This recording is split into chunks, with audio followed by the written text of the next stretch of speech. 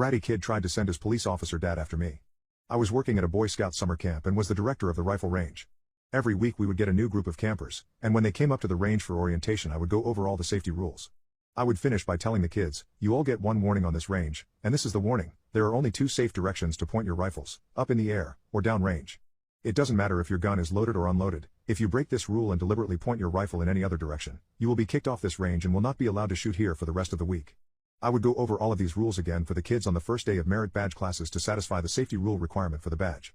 One day the scouts in my merit badge class were practicing shooting for the test they had to take at the end of the week. One scout, a very bratty one who had already given other workers trouble beforehand, thought it would be funny to point his rifle at another scout and spout off some random action movie line. I ran up and snatched the rifle from his hands and yelled, "What the hell are you doing?" The entitled scout responds, "But the gun wasn't loaded." Me, recite the safety rules now. Also, this gun was loaded. Do you have any idea what you just did? The entitled scout recited all the rules, including the part about pointing the gun in a not safe direction. I told him to hand over his shooting ticket. I tore it in half and said he was done on my range for the rest of the week. I told him he was lucky I was not taking further action due to the firearm being loaded. Later that afternoon the range was open for free shooting. Everything was going smoothly, until I noticed the entitled scout walking up the trail towards the range with his father, an assistant scoutmaster who was built like an NFL linebacker. After the round of shooting ended I called a ceasefire and told my assistant to keep an eye on the range while I handled the situation that was about to happen. As I approached the entitled scout and his father, he jumped up and down, pointed at me and yelled, "That's him. He's the one who tore up my ticket and kicked me off the range." He looks at me and yells, "You're gonna get it now. My dad's a cop. And you're going to be sorry for what you did." Before I could get a word out, Cop Dad got in my face and started chewing my butt out drill sergeant style. I also remember the poop-eating grin the entitled scout gave me as he watched his father tear me a new one. I just stood there quietly and patiently, waiting for my turn to respond. Finally Cop Dad said something along the lines of, "So what do you have to say for yourself?" I responded, "Yes, I did tear up your son's shooting ticket and kicked him off my range. But did your son mention why I did that?"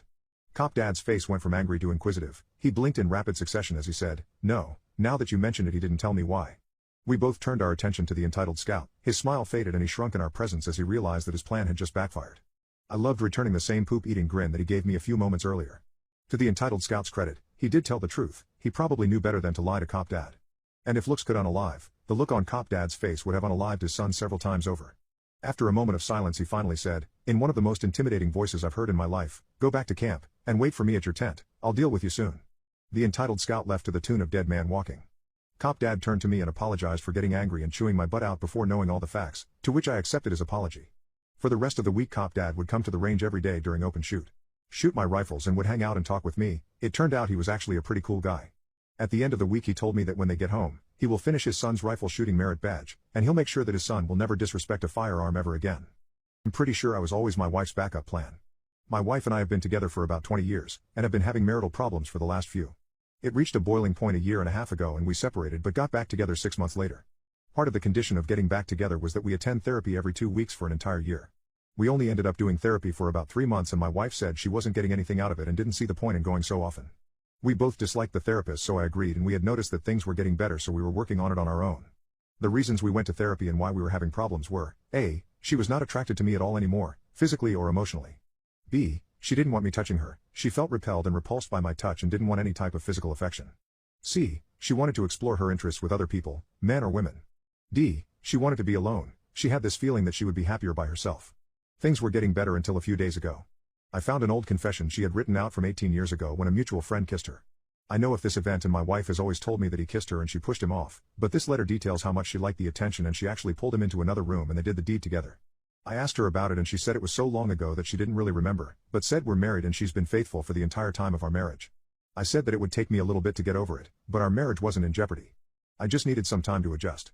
Friday night a guy friend of hers cut contact with her, as he was using my wife as an emotional support crutch and his therapist suggested he stop leaning on her so much. I didn't like how much they chatted but never voiced this. I asked her if there was more to this and she confessed that he's been saying I love you for a while and on Monday made a joke about how he liked her butt. All she said was dude really, you're so silly, and he apologized but I was upset that she didn't shut that down or draw a boundary. He was also asking her to hang out, just the two of them.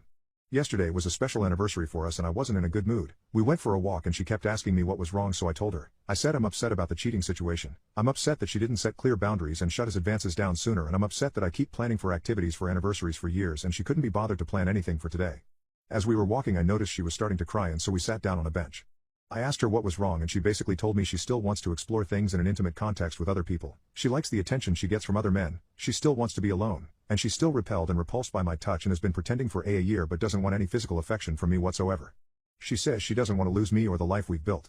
We agreed to go back into therapy, but after thinking about it last night, I'm not sure if I want to continue. She's lied about so much and I feel like I'm just her safety net. My ex cheated on me with my childhood best friend. I decided I had to get the truth about our breakup before the two of them vilified me. To my surprise, they didn't say anything about me, but they also didn't out themselves. The two of them kept quiet about the whole thing and I couldn't stand that. Watching as if nothing happened between the three of us. So I contacted as many of our mutual friends as I could to tell them. Some believed me, others thought I was in the wrong, and a few were indifferent but all looked at Jay and Jess differently after that day as I had many details of what they did while those piece of crap effed. After I outed the two of them, I realized I needed to get away from the city. I lived here my whole life, but I had to get away, I just couldn't stand being close to them anymore. I was simply getting boxes of my stuff ready to move when I could, and I heard a knock at the door, and wouldn't you know, Jess was standing right outside. Her eyes bloodshot and she looked like she hadn't slept in days. I barely opened it for her anyways, I just rudely asked, "What are you doing here?" I'm not about to be gracious towards her, and never will again. She asked to be let in, to talk for a minute, and I decided to do so, but not to take her back, to just hear the excuses I know she'll come up with. She started to cry, asking for forgiveness, and wanted to explain why she did what she did. I kept a straight face and didn't say a word while she was speaking. She told me how she felt neglected by me. She told me that with the recent passing of my father, my demeanor changed, I was less happy and less joyful. She was not getting what she needed from me emotionally. She went on to say that Jay comforted her about this and took her side. Slowly she began to fall for Jay as the days went on and one thing led to another. They had intimacy over 10 times before I caught them. After she was done, I told her that if she fell for Jay, all she had to tell me was that she wanted to break up, and I would have accepted them getting together afterwards, but they didn't do so. Instead I saw my first love in bed with my best friend. I told her I was moving away after this, that I couldn't stand being in the city anymore with them. I saw the tears flowing even faster as she heard that. Guess she thought that we could reconcile after what happened.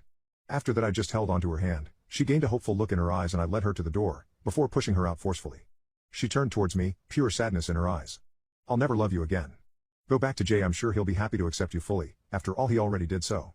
I slammed the door in her face after that, and heard her crying outside but didn't care and just continued to relax and pack my stuff. Jay also showed up at my door, but we got into a fist fight.